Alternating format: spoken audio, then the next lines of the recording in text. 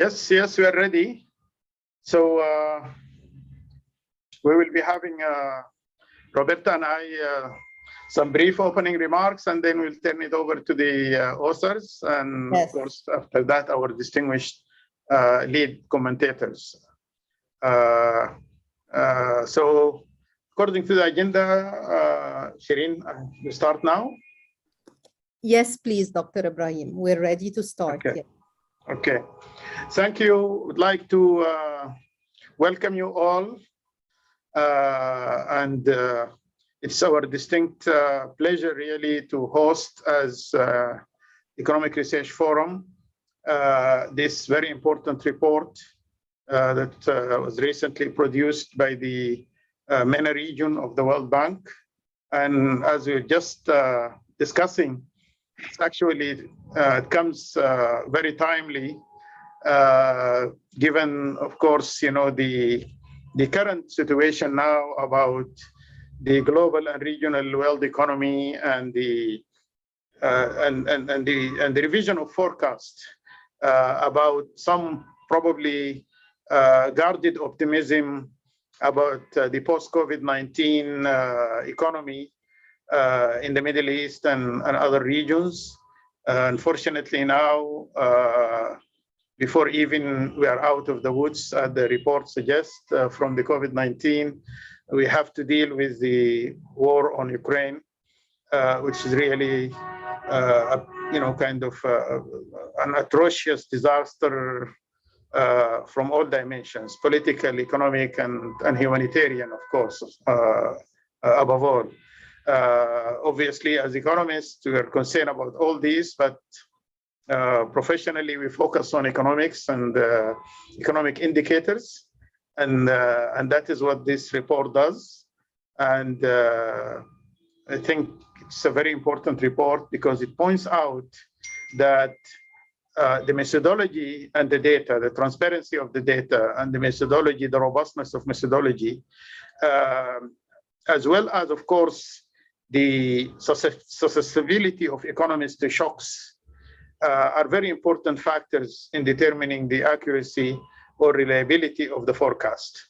And I think this is a very welcome development on the side of the bank, because I was in the bank for a very long time, and there was at times that the bank abdicated macroeconomics to our sister institution on the other side of 19th Street. And I think it is quite refreshing that Roberta and her colleagues have taken this challenge. And this is very welcome, because diversity of opinion and approaches is very important, and so in that sense, and it's also very useful for policy. And that's why I think on our side, we started this, kind of collaboration, which is part of a wide-ranging and historical collaboration with the World Bank. But I think, as we are just discussing, it's also our role to maybe contribute to the policy outreach of these kind of reports to the policy community in the region, and we'll be doing so subsequently after this webinar.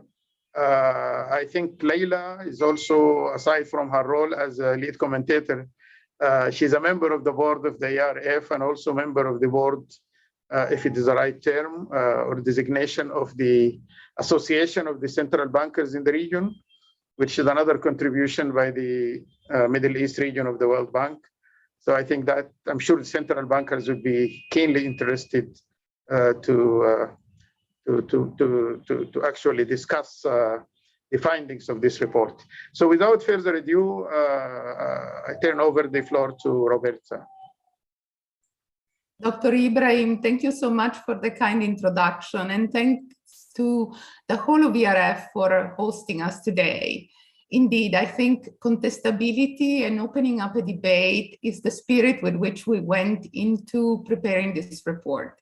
I will just say two quick things. The first one, trying to place this report, reality check, forecasting growth in the Middle East and North Africa in times of uncertainty, all of which are points that you touched upon in your excellent introduction. I will try to place it in the sort of arc of the work that we are doing at the Middle East and North Africa Chief Economist Office in the World Bank. This is not the first, but it's one of many presentations that we were fortunate to discuss and give here at ERF. About a year ago, we came out with a semi-annual report that was titled Living with Debt. In October, we came out with a report that was called Overconfident, and how demographic and socioeconomic trends had placed the MENA region at a disadvantage in facing the pandemic. And now we have a report that is called Reality Check, and it focuses on an introspection and a sort of taking a step back from forecasting and trying to understand what is happening in the process and how, well, here I'm putting a spoiler alert, better data can really help improve the quality of forecasting. So the thread across these three reports is one of realism and trying to take a realistic look at the economy, the health system, and the situation with debt in a way that can really help policymakers to make effective and pointed prediction and actions. The second thing that I wanted to say is just to give a heads up on the structure of the report, which then will be mirrored in the presentation that my colleague Rachel Fan will deliver on behalf of the team. This report is structured in two parts. The first one looks at the forecast of growth in the region with a relatively short-term horizon, about 6 months to a year. The second part is a spotlight. And as the title suggests, the spotlight is on the methodology and the accuracy of growth forecasting. We hope that this is timely and interesting to you in these times that are fast changing, that are plagued with uncertainty and difficulty to predict the future. So without further ado, let me get back to you, Dr. Ibrahim, and we look forward to your comments and questions and ideas. Thank you so much.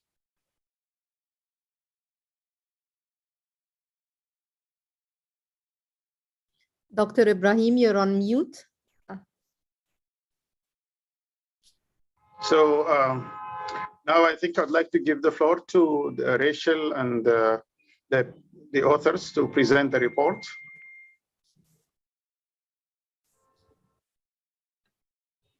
Can you see me? Can you hear me? Can you see the slides? Perfect. Good. Thank you so much. So thank you, Shireen and ERF for having us. Thank you, Dr. Ibrahim, and thank you, Roberta, for giving the opening remarks. Good morning, good afternoon, good evening, depending on where you are. Thank you to everyone for being here with us today. My name is Rachel Yuting Fan, and I'm an economist at the World Bank MENA Chief Economist Office. It is my great honor today to present on behalf of the team on the MENA Economic Update for April 2022, which is called Reality Check, Forecasting Growth in the Middle East and North Africa in Times of Uncertainty. This report is produced under the leadership and intellectual guidance from Roberta Gatti and Daniel Letterman, our Chief Economist and Deputy Chief Economist of the World Bank MENA region. Both of them are here today. The team is led by our Senior Economist, Asif Islam, and is blessed to have the following authors: Christina Wood, Ha Guyen, Rana Lofty, Mena Mosa, and myself. From our report, we have the following key messages. First one, with regards to macro outlook, is that uncertainty remains, especially with the onset of the Russia-Ukraine war and the pandemic. We forecast an uneven recovery under much uncertainty. For 2022, GDP growth for the MENA region is forecasted to be 5.2%. GDP per capita growth is forecast to be 3.6%. If this forecast materialized, then GDP per capita level for 11 out of 17 countries in the region may not recover to pre-pandemic levels by the end of 2022. It is also important in uncertain times not to be overconfident about the region's growth prospects. So we provide a reality check on economic forecasts. We show that forecasts are more uncertain and overly optimistic for the MENA region. We also show that timely and credible data systems can improve economic forecasts. And then we provide some recommendations on data transparency in this report. First of all, effects of the war is depending on the type of country in the region. It might be easier to organize the impact to direct and indirect ones, as summarized in this table. Direct impacts refer to the first round effects caused by changing prices. We list direct impacts in the upper panel. The rising price of oil and food may improve trade and fiscal balances of oil exporting countries, but it would still negatively affect consumers in these countries. And countries with large tourism sectors will also be negatively impacted due to reduced demand. MENA oil importers and food importers will face deteriorating trade balance due to rising oil and food prices. And the fiscal balance of MENA oil importers, the effect are uncertain, depending on two opposing factors. On one hand, they can still benefit from higher revenues from their state-owned enterprises in the energy sector. On the other hand, subsidies and cash transfers will increase following the automatic stabilizers. And indirect effects or knock-on effects refer to ripple effects on other markets, such as capital markets, as well as responses from governments, firms, and households, such as financial instability, social unrest, reform delays, and diversion of humanitarian assistance from MENA fragile states. So if we zoom in MENA for their trade in food and fuel, we can see heterogeneity across the region. Based on data from 2019, MENA oil exporters will likely benefit from higher energy prices through higher export receipts, improving the current account balance and fiscal balances. As you can see in the orange bars, fuel exports account for more than 40% of GDP in countries like the UAE, Kuwait, and Libya. On the other hand, red bars here demonstrates net food imports as a percent in GDP for each individual MENA countries. The cost for Saudi Arabia is around 2%. For Egypt, it was around 3% of GDP, and for Jordan, around 6%. In fragile and conflict-affected countries, the dependence on food imports is more severe. It's 7% for Libya and more than 9% of GDP for Yemen. Such high exposure in food imports lead to high vulnerability in both food price inflation and food security. The increase in food and energy prices disproportionately hurt the poor because they spend larger shares of consumption on food and energy. For example, Moroccan households in the top 10% income level spend only 26% of their expenditure on food and only 6% on energy, compared to those in the bottom 10% income level, whose food consumption takes more than half of their expenditure and energy consumption takes more than 10%. So they are much more affected by the food and oil price inflation. More recent data from Egypt and the West Bank and Gaza suggest the similar patterns. In Egypt, households in the bottom 10% income level spent more than half on food and energy, compared to only 30% in the top 10% income level. Likewise, in West Bank and Gaza, households in the bottom 10% income level spend 46% on food and energy, compared to only 34% in the top 10% income level. Another source of considerable uncertainty is the pandemic. The world is not yet out of the woods, and neither is the MENA region. But vaccines are an effective tool in building immunity against the pandemic. Vaccination rates, which is the percentage of the population that has received a complete set of shots, varies considerably within the MENA region. In this chart, we have positioned each country globally based on its vaccination rate in the y-axis and its income level in the x-axis. MENA countries are highlighted in red. While you can see that the GCC countries have some of the highest vaccination rates in the world, vaccination rates in the developing MENA countries remain much lower than countries of comparable income levels. This stark disparity is displayed by the 97% vaccination rate in UAE and the 1% vaccination rate in Yemen as of most recent data. With much uncertainties around, we have drawn these two charts to illustrate the World Bank forecast of the GDP per capita levels, which is arguably a more accurate measure of living standards than GDP per se. For both charts, we normalize the aggregated GDP per capita level in 2019 as 1 and illustrate its growth to year 2023. Growth in real GDP per capita for MENA is expected to recover to 3.6% in 2022.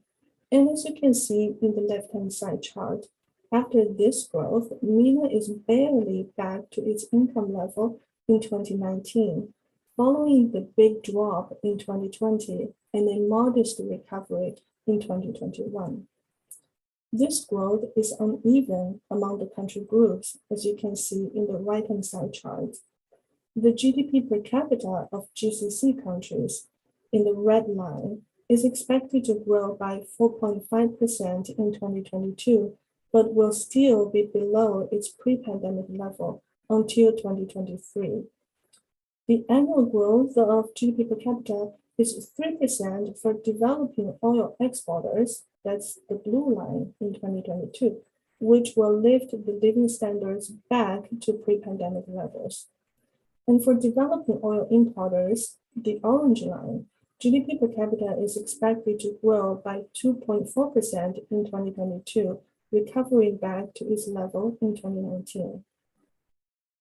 Among all 17 countries in the aggregates that we have available data, 11 of them will not be able to recover to its pre-pandemic level by the end of 2022, as measured by GDP per capita.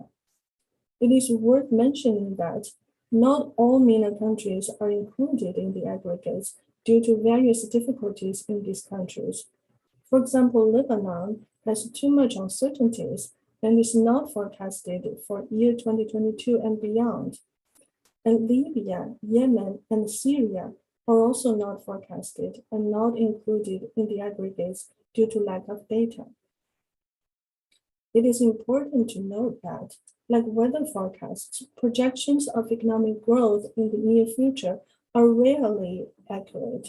But as long as they're reasonably estimated, they're invaluable tools for both government and private sector for planning and preparedness. Release of forecasts could also move financial markets. And even for international organizations like us at the World Bank, we rely on forecasts to make decisions on lending programs. So if the forecasts turn out to be wildly over-optimistic, then the consequences can lead to economic contractions and poor planning from all stakeholders of the society down the road. The analytical findings of the report show that the MENA region on average has more optimistic and inaccurate forecasts than the global average. We also found out that the greater the volatility, the tougher it is for forecasters to forecast. And in MENA, the exposure of the region to commodity price shocks contribute to growth volatility. The presence of states in conflict is another major contributor. But data transparency can reduce forecast errors and provide significant gains for the region. Lastly, we also found out that the accuracy of growth forecasts varies by the type of forecasters. In this report, we use January release of World Bank's Global Economic Prospects, GEP, to represent World Bank forecast, and January release of IMF's World Economic Outlook, WEO, to represent IMF forecasts. So now let's take a look at the details one by one. Globally, between 2010 and 2020, the average forecast error, which is the difference between forecasted growth and realized growth, is 1.3 percentage points for the January JEP forecasts, which is the orange horizontal line, and 1.5 percentage points for the January real forecast, which is the red horizontal line. For the easing of presentation, we also refer to this forecast error as optimism. Vertical bars show the comparison among different regions, and you can see the MENA region on average had the largest forecast errors among all global regions between 2010 and 2020. The MENA region growth forecast errors averaged 2.5 percentage points for the January JEP forecast and 2.9 percentage points for the January real forecasts. These are quite large given that the MENA average growth rate for this period was only 1%. And these positive forecast errors are indicative of an optimism bias. That is to say, institutional forecasters tend to predict higher growth rates than the realized growth rates. The absolute forecast errors on the right-hand side are restricted to their positive values, which removes the direction of the bias. We refer to absolute forecast error as the inaccuracy of the forecasts. Globally, the absolute forecast error is 2.5 percentage points for the January JEP and 2.7 percentage points for the January real, as you can see the horizontal lines. It is also the largest for the MENA region. These two panels are constructed from a common sample of countries retrieved from the IMF's WEO and World Bank's JEP, so the findings are not driven by difference in sample composition. Even when 2020 is excluded, which is the year of the onset of the pandemic, when we exclude 2020, we'll see smaller forecast errors across the board, but the pattern remains. Global average forecast remains to be both optimistic and inaccurate, as indicated by the horizontal lines. And among the regions, MENA continues to be the region with the highest optimism and highest inaccuracy, as indicated by the vertical bars. So what does this forecast error mean for our current growth forecasts? For example, for the growth forecast for 2022, what you can see on the right-hand side chart is what the adjustment to GDP growth would look like if 2022 ends up like a typical year. And we do this by applying the median of forecast errors between 2010 to 2020 for each country. So we start with the red vertical bars, which demonstrate the forecast of the GDP growth rate for 2022 for each MENA country in the January 2022 World Bank forecast.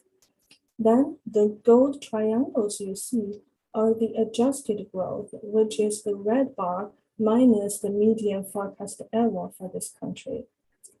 The black intervals you see here are the suggested interval of possible values based on absolute forecast errors.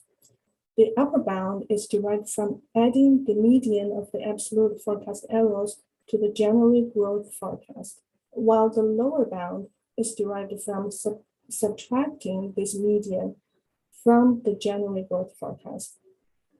But let's keep in mind that 2022 is still quite uncertain. We still have the Russian-Ukraine war going on, and we're still not out of the woods from the pandemic yet. So the bounds of uncertainty and optimism of the growth forecast for 2022 will largely depend on how 2022 turns out to be. So what are the sources of the forecast errors? Would economies with volatile growth rates harder to predict? The answer is yes. Economies with volatile growth rates are harder to forecast because models struggle to account for wild fluctuations. This chart has divided our country year samples by their growth volatility, and the blue bars represent those country years with the highest volatility in the previous 10 years, and red bars represent samples with lowest growth volatility in the previous 10 years. With blue bars being highest in both left-hand side and right-hand side, this chart suggests that higher absolute forecast errors tend to be associated with countries that exhibit higher growth volatility. And this relationship is more pronounced or steeper for the MENA region relative to the rest of the world. This indicates a stronger relationship between forecasting errors and growth volatility in MENA. In MENA, conflicts and exposure to commodity price shocks contribute to growth volatility. Here, we exploit econometric techniques to explore the strength of the relationship between growth forecast errors and key variables such as data capacity and growth volatility, while accounting for several factors. We use World Bank SCI statistical capacity indicator to measure data capacity. So SCI measures the timely production of credible statistics and is a proxy for the degree of information that forecasters have available to them. What you see in this chart is the plot of estimated coefficient of SCI from 3 different regressions. And the first one uses the forecast from World Bank, the second one from the IMF, and the third one from consensus forecast. Other than the difference in the forecaster, the regression specification is the same. The dependent or outcome variable is the absolute growth forecast error. In other words, the inaccuracy of the forecasts. And the key variable of interest is the SCI. We have also listed other variables here. The results here show a negative relationship between SCI and absolute forecast error. The estimated coefficient is roughly around negative 1.6, which means that a 10% increase in SCI scores could translate into 0.16 percentage points decline in the forecast error, which is more than 10% of the median absolute forecast error. We also looked at some macroeconomic indicators ourselves using information compiled from the websites of various statistical offices or data portal initiatives, central banks, and ministries of planning, economy, or finance across the MENA region. And this table presents the availability of high-frequency data on GDP, industrial production, and unemployment for 19 economies in the MENA region. The date of the most recent data available is also indicated. We then benchmark these observations against Mexico, which serves as a good comparator for the MENA region because it is an upper middle income economy, which also suffered from the COVID as well. So as of January 2022 in Mexico, its GDP was quarterly published, and the last observation was the third quarter of 2021. The industrial production's last observation was October 2021, and for unemployment, it was November 2021. If the country meets Mexico's standard, then the sale will be highlighted in green, otherwise in red. Regarding GDP in the first column, 15 out of the 19 MENA countries report quarterly data, but some economies lack information for the year 2020 entirely. Economies in conflict, such as Libya and Yemen, have severely outdated data. Regarding industrial production, only 10 of the 19 MENA economies have monthly or quarterly information, and among them, many are outdated. Regarding unemployment, only 8 economies report quarterly unemployment data, while none have up-to-date monthly data. For the sake of time, let me conclude by taking all our findings together in these conclusion slides. The World Bank forecasts that a growth of 5.2% for the MENA region for year 2022. If it materializes, then 2022 would experience fastest growth since 2016. However, uncertainty remains. In addition, based on our analysis, we should expect the forecast to be uncertain and possibly biased upwards. Unfortunately, optimistic forecasts can lead to over-indebtedness and future economic contractions. To solve this problem, one practical and low-cost way to do is through improving data transparency. Thank you so much again for being here today and joining us in sharing our findings from this new report. I turn over the floor to you, Shireen.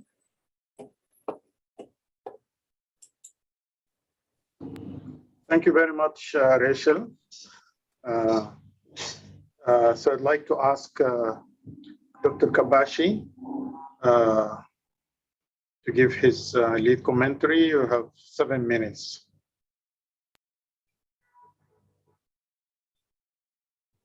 Thank you very much. And I will maybe if it's difficult to share. I have one slide. I will show it.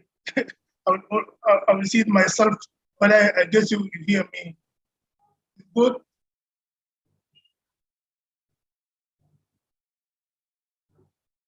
Yeah.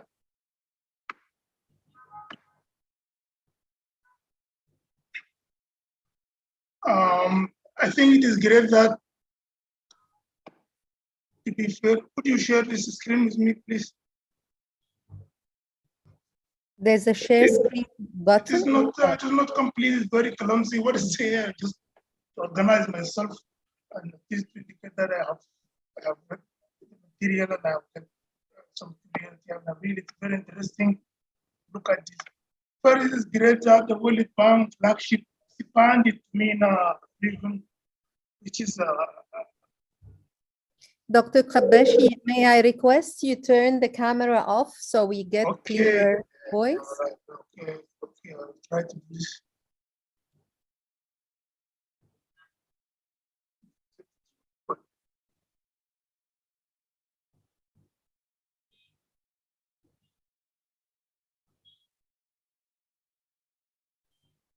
Dr. Kabashi can't hear you. I'm trying to locate my presentation, my PowerPoint, and then right.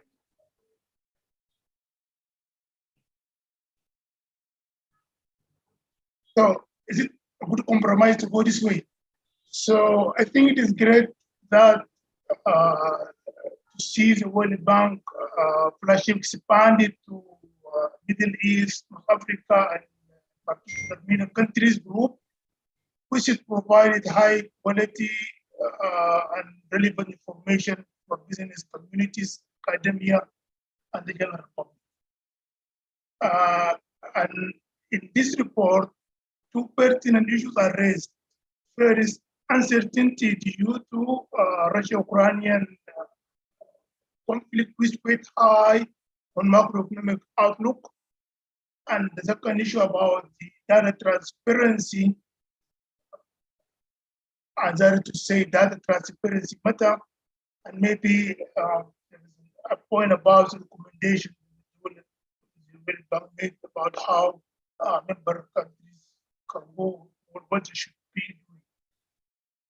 In the analysis, the driver, three major drivers are singled out as a major determinant of growth, which is oil, wheat, which is food, and US expected inflation. Oil price, wheat price, general food price, and US inflation. This in turn highlighted a key of second round consequences: high debt due to high interest rates, social unrest due to high food prices, and maybe reversal of the reform. Kabashi, sorry to interrupt you. Actually, some people complain about the quality of the sound.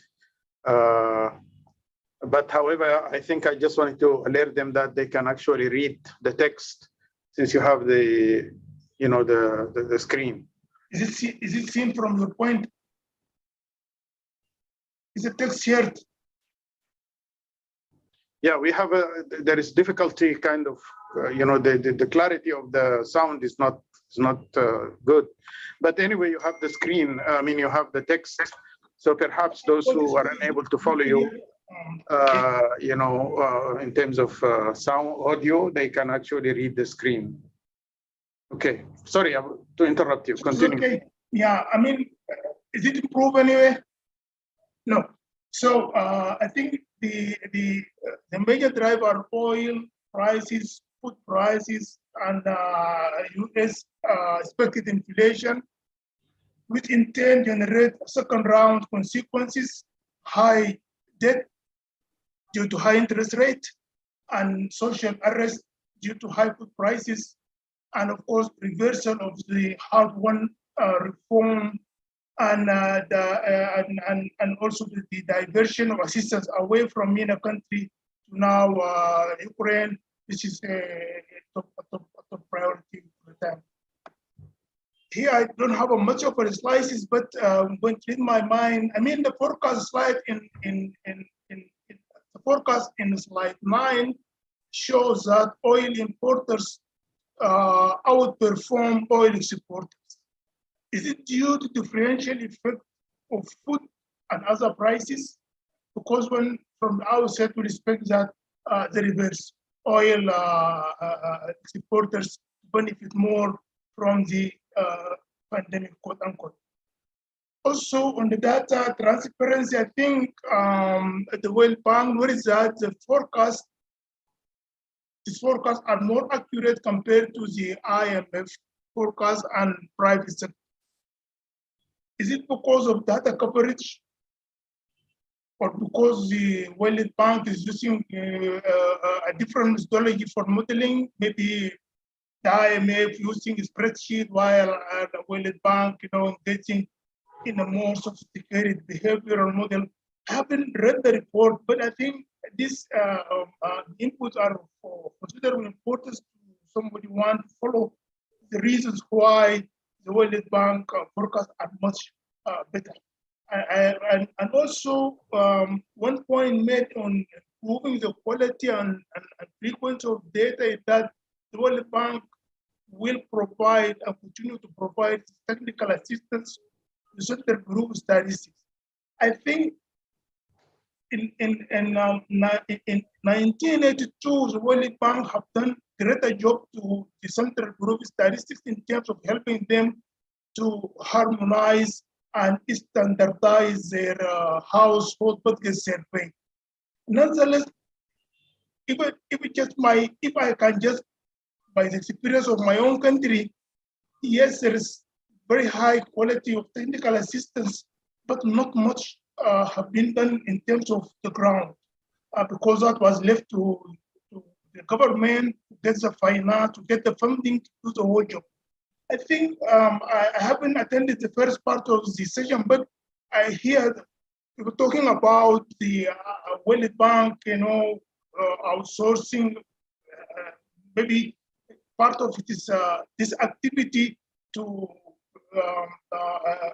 institutions, research institutions, universities, and even sourcing funding from other funders, and all that to be put under one umbrella. And I think at the end of the day, without accurate data, especially household data, which is the basis of macro model, I think the World Bank is correct, and we are going to get more and more this kind of. And thank you. I'm sorry for this, these technical issues, and I hope you hear my voice improve a bit. Thank you, Dr. Kabashi. I think the Rachel and her colleagues, I'm sure they got the gist of what you are planning, what you are aiming to say, including the text. So now the floor is with Dr. Leila Baghdadi for her lead comment. May I request Dr. Kabashi to just switch off the sharing screen so Dr. Leila can come in? Thank you. Thank you, Dr. Kabashi.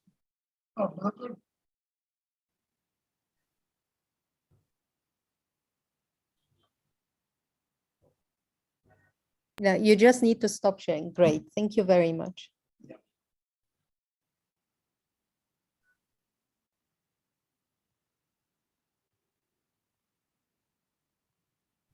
Thank you.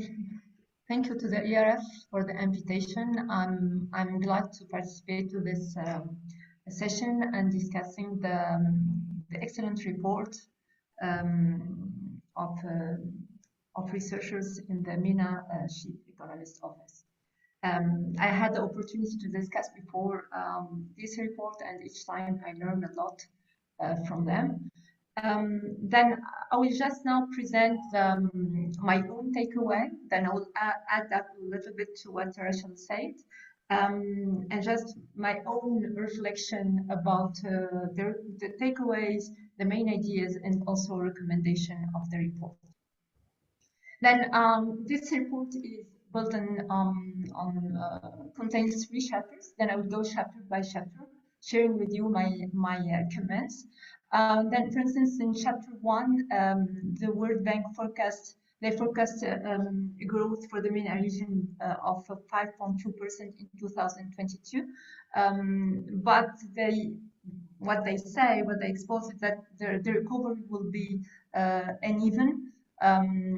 Faster for oil exporters than oil importers, and this is due to the rise of energy prices after the Ukrainian war crisis. And there are a lot of the 2022 year will be characterized by inflationary pressures caused by the pandemic, war, and currency depreciation. Here for the forecast, I just observed that there is a difference in the case of Tunisia. I'm sorry, I always speak about Tunisia as I'm mostly used to this country. Then, for instance, I was surprised that the World Bank forecast for inflation is 6.5% 2002 and in 2023. While the Central Bank of Tunisia, the forecast is of 7.8% 2022, 8.2% 2023, and 7.2% in 2024.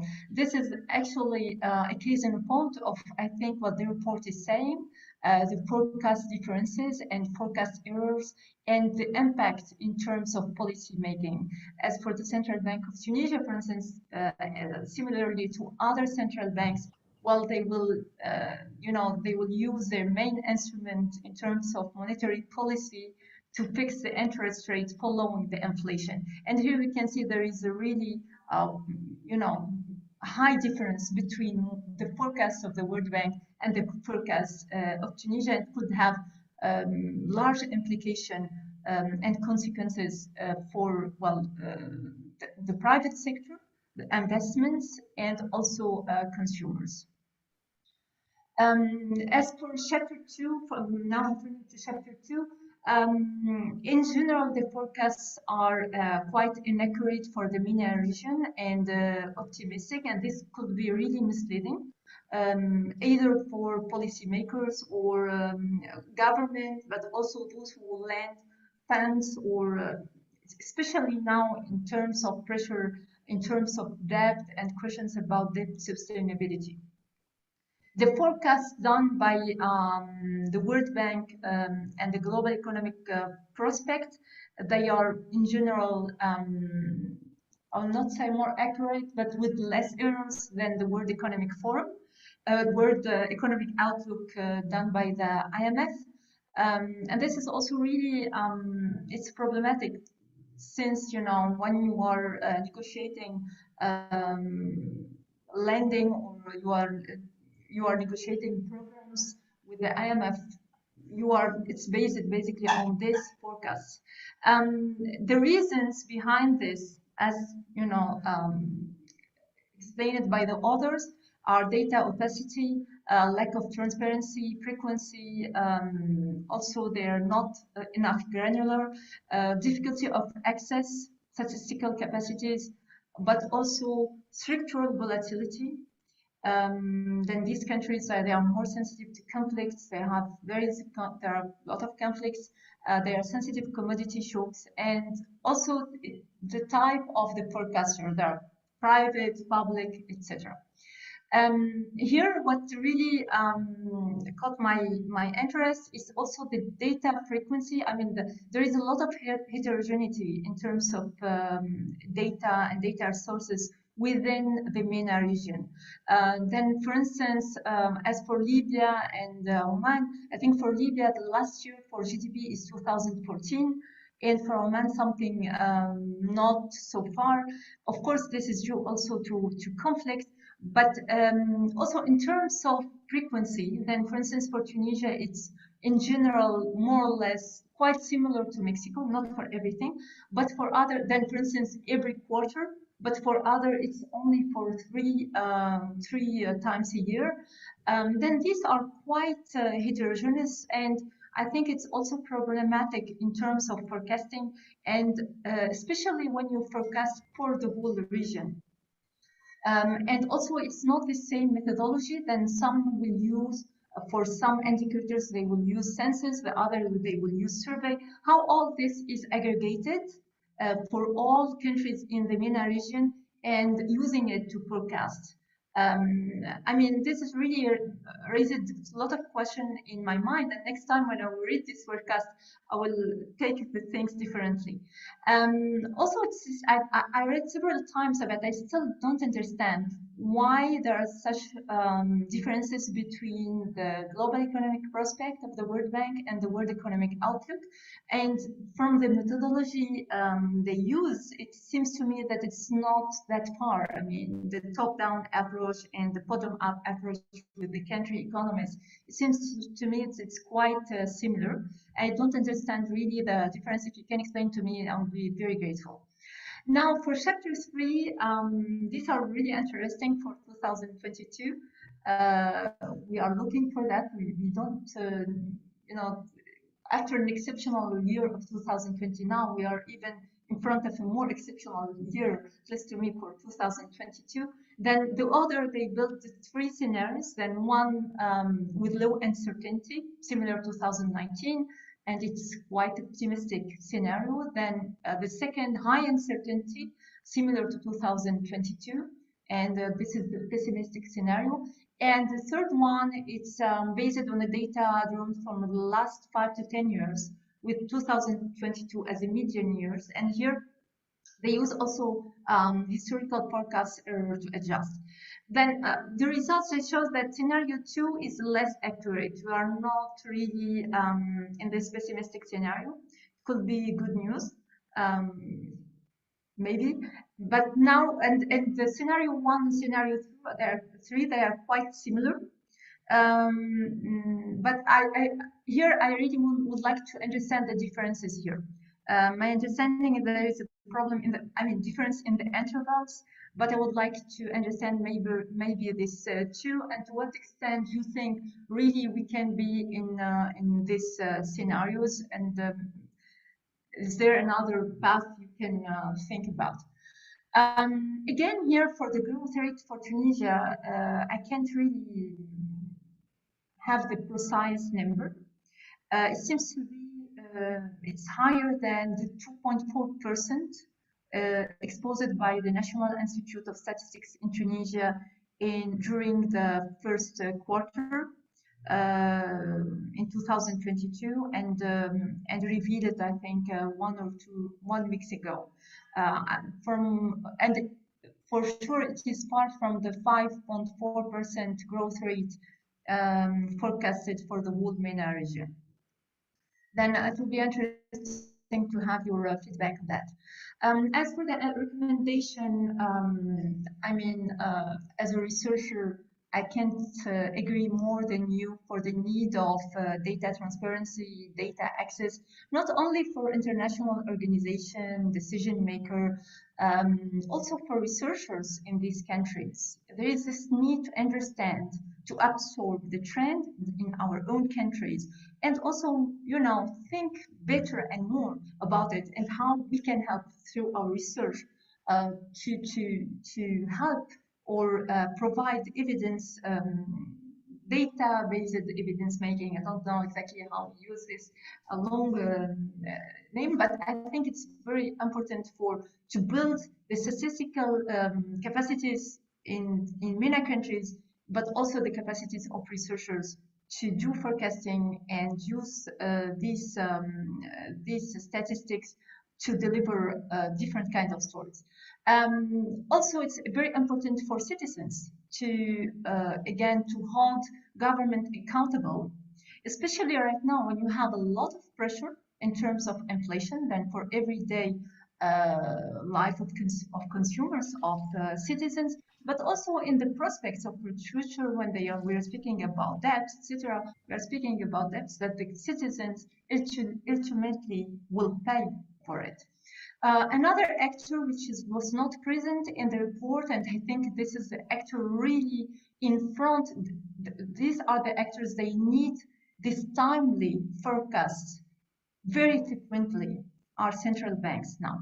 They are facing successive crises, and it's not really stopping.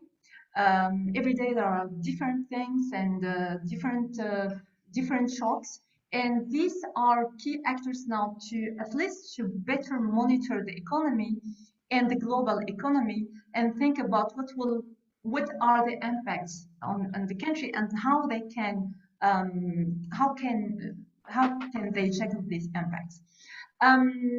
Something I didn't find in the report, but I think maybe it could be interesting, the use of other sources, especially if you are, for two things, I think it's important to use other sources. First, as you said, there are problem of data. First, not only data opacity, but also the scarcity of data, because this country, maybe they don't have the capacity, some of them they are countries with conflicts. Then we will need to really think about other sources of data. You said satellite data. I also find Google search and data, some studies they are using that, but also different methodology. As for the central banks, for instance, they are really in need of very, very frequent forecasting. And maybe now it's better than forecasting, or in addition to forecasting, they will need nowcasting. They will need other methods like machine learning, parametric factor models. I don't know anything about that, even if I have PhD students working on that, but these are the kind of things that could deal better with the heterogeneity of data frequency. It could, not only guessing, but it's a kind of warning system for institutions in this country, for policymakers.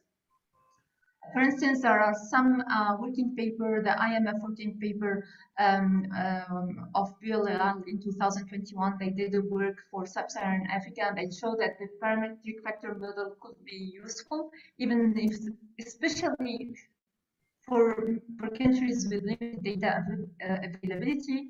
And another working paper done by researchers at the Central Bank of Tunisia in March 2022, where they used the mixed frequency nowcasting model with other different types of model, and they found that this was actually quite accurate and could be helpful for the future to take a timely decision. Thank you very much. Thank you very much, Leila. It's very elaborate and comprehensive comments. I think, Rachel, now you have quite a few comments. Obviously, you can decide to deal with them, some of them, and I think most of them are probably well taken, including comments that were sent through the chat engine. There are quite a few comments in addition to the lead commentaries, but let me also ask the floor if there are comments that people would like to make through raise hands, in addition to the ones that to the lead commentary as well as this. Unless if you would like to respond, if you think better to respond directly to the lead commentary and then we take another round, maybe this would be better. I think this probably would be better. Rachel, you like to respond to the lead commentaries, and then we open the floor for. Yes, and there's the Dr. Ahmad Shukli with a raised hand, Dr. Ibrahim, for Okay. 1 minute. For the sake of time, why don't we collect all the questions and then Collect on them. Okay. There are comments from, written comments from the, quite a few, kind of very interesting. But let me now open the floor for the raised hands. Dr. Ahmad Shukri joined and can Yes. set his question. Yeah, good afternoon. I hope you can hear me. So thank you, the World Bank team, Roberta and Rachel, and the rest of the team, and the ERF, Dr. Ibrahim and Shireen. And I have two quick questions, if you don't mind. One broad question, if you can explain to me what is the basic assumption are you making with regard to the Russian-Ukrainian war? I mean, in terms of the duration of the war. And the second question is more specific to the UAE context. So I wonder, in your forecast, is that, as you may know, that next year the UAE will impose a corporate income tax from the mid of the next year. And this is likely a leakage and may affect the forecasting. So I wonder if you take this in account, and if so, by how much did you discount the economic projection for UAE given the corporate income tax introduction? Thank you. Thank you, Ahmad. Any other raise hands? Okay, there are comments, quite a few comments also. Rachel, if you want to take a look at them.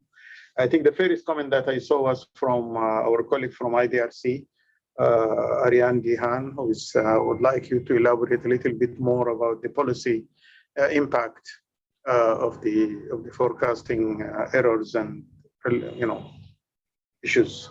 But there are several other questions. So the floor is yours. Thank you, Dr. Ibrahim, and thank you so much, Dr. Laila and Dr. Suleiman, for your right on point comments. We learned a lot. This is very helpful. Thank you so much. So let me answer some questions very quickly, and I believe Daniel, our Deputy Chief Economist, would love to come in for two very good questions. And just in case you haven't noticed that our colleagues Ha Guyen and Christina Wood have been answering some of the questions in the chat and in the Q&A. So first of all, the growth forecasts are used by a wide array of stakeholders. They may guide international organizations such as World Bank and IMF in adapting and setting up lending programs, and the private sector use forecasts to tailor their investment strategies or reassess country debt sustainability and debt ratings.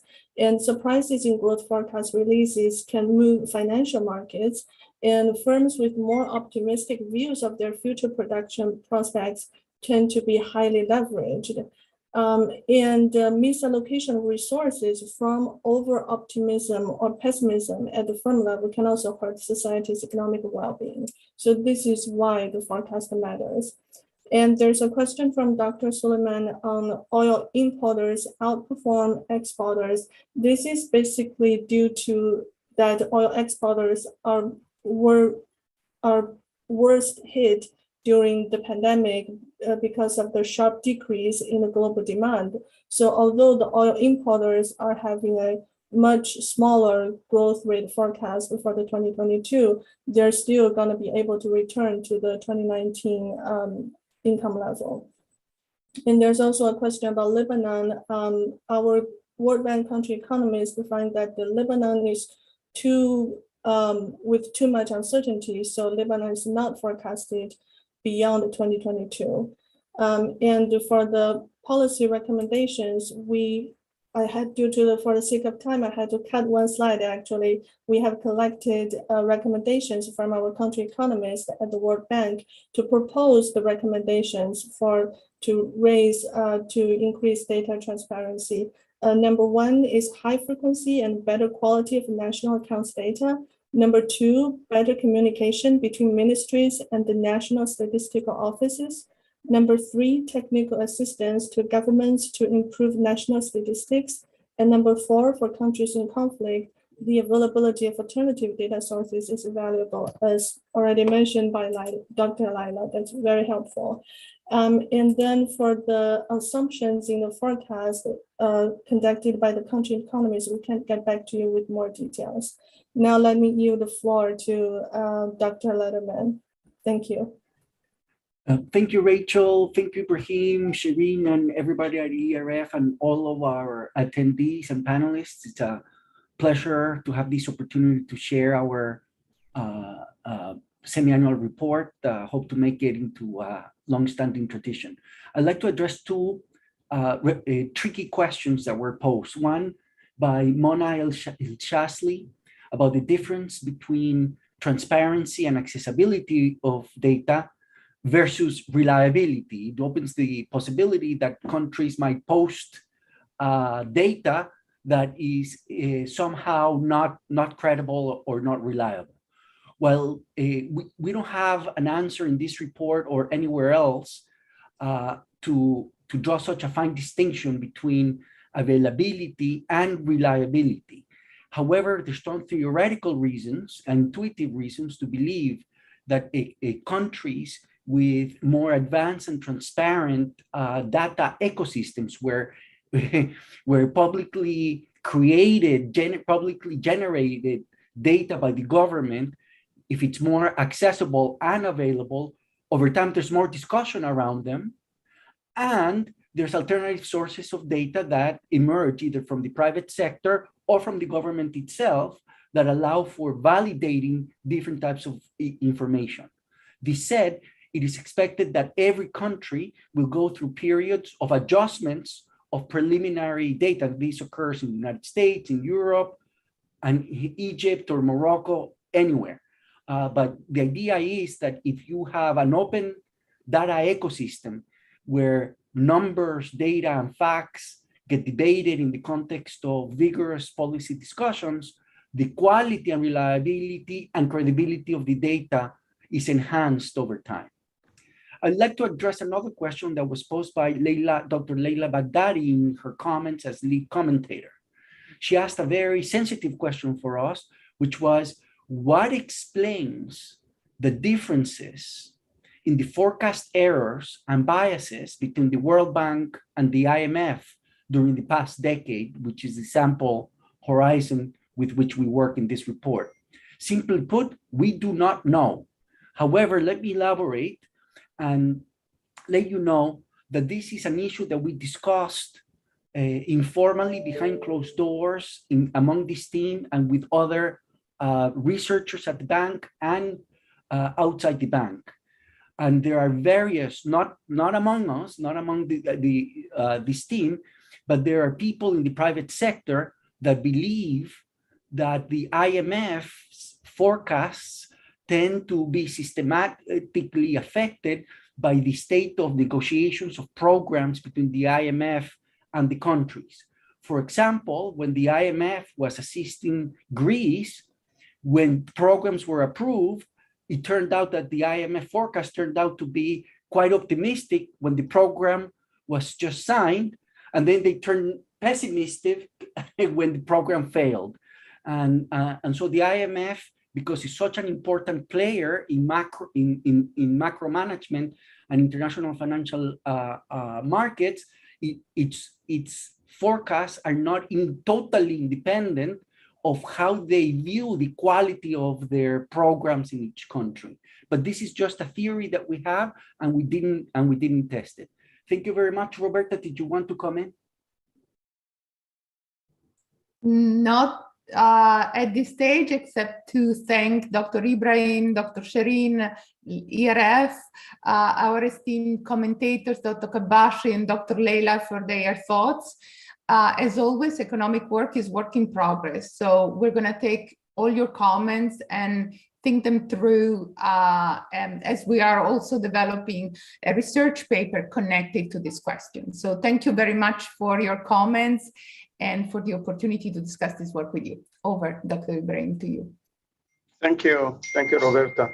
I see Kabashi, I think you have a raised hand, or you'd like to make a comment?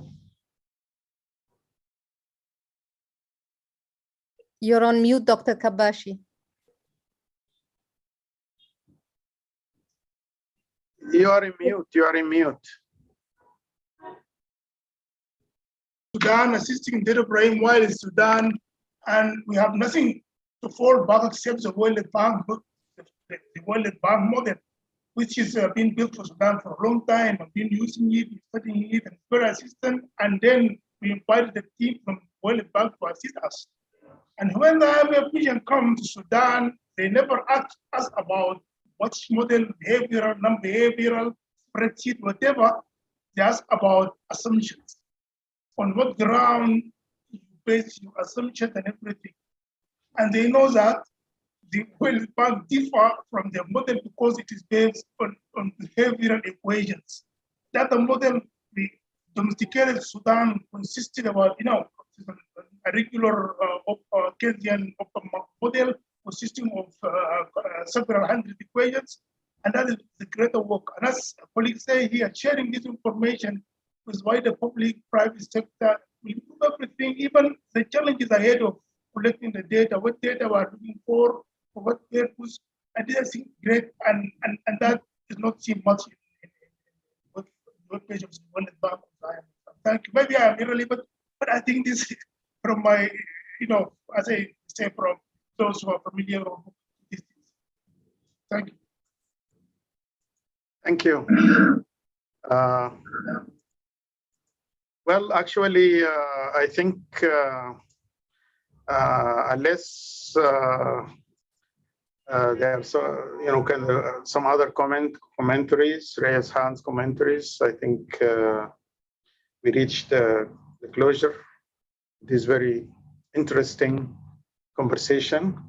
But let me also just very briefly say that I think the point raised by one of the comments by Leila is very important about the satellite and the light intensity data that is being used also.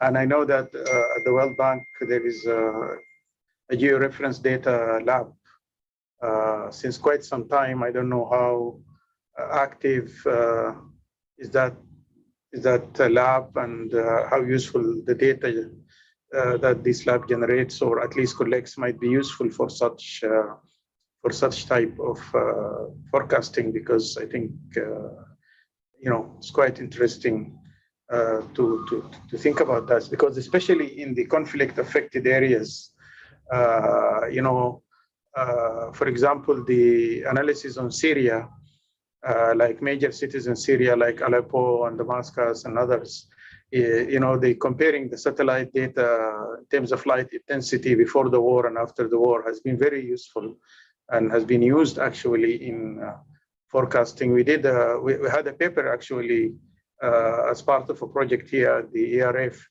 which actually used this to estimate the cost of the civil war in Syria. So perhaps some of these countries that are facing extreme situations that depreciates the capital stock of the economy quite considerably, maybe this would be useful to consider. But anyway, this is a very important piece of work, and I'm delighted that you were doing research paper, as Daniel said, on this.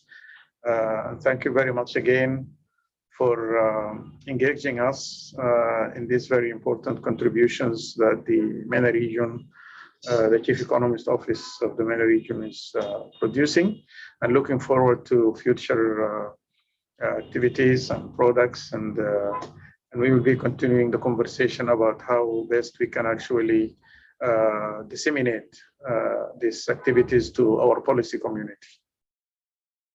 Thank you. Thank you all, and have a great evening. Thank you, everyone. Goodbye. Thank you So much.